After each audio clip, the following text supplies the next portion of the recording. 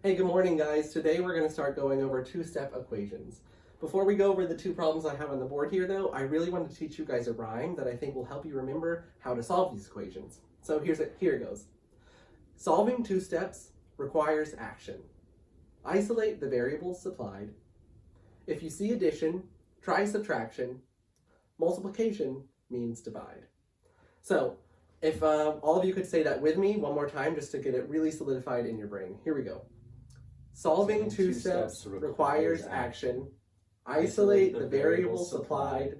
If you see addition, try subtraction. Multiplication means divide. Great, good job, everyone. Really start trying to memorize that rhyme. I think it will really help you to remember how to solve these equations. So here we go. Starting with problem 1, we've got 41 equals 12d minus 7.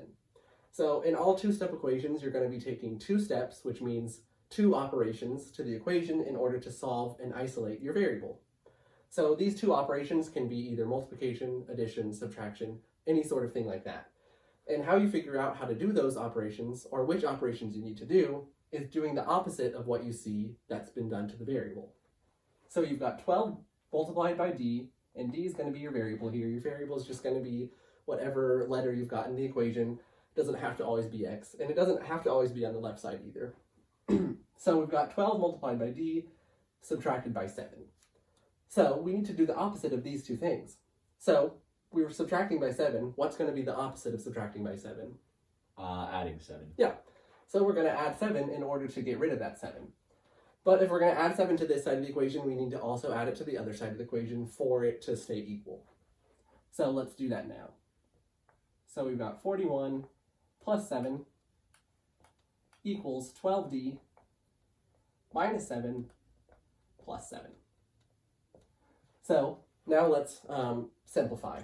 We've got 41 plus 7. What's 41 plus 7? 48. Yeah.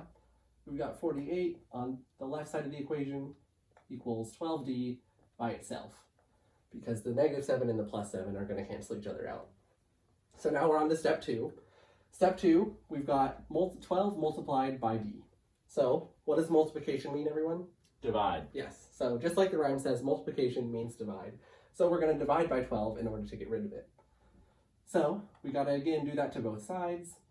48 divided by 12 equals 12d divided by 12. Can anyone tell me what 48 divided by 12 is? It's 4. Yeah, that's good. So 4 is going to be equal to, and the 12s will cancel out, and it's going to be equal to d. So if we really want to have a variable on the left side, it doesn't matter, but you can just say d equals 4. So now let's move on to the second question. It's going to be a little bit more complicated because the order of your operations matters in this one. So as you can see, we've got 5 plus x divided by 8 equals 5.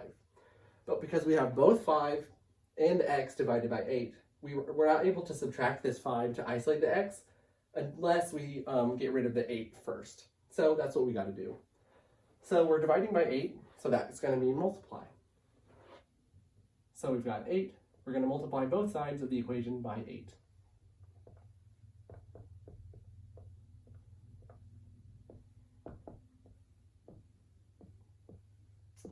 So when we multiply 8 on the left side of the equation, we're going to cancel out, and we're going to get 5 plus x by itself.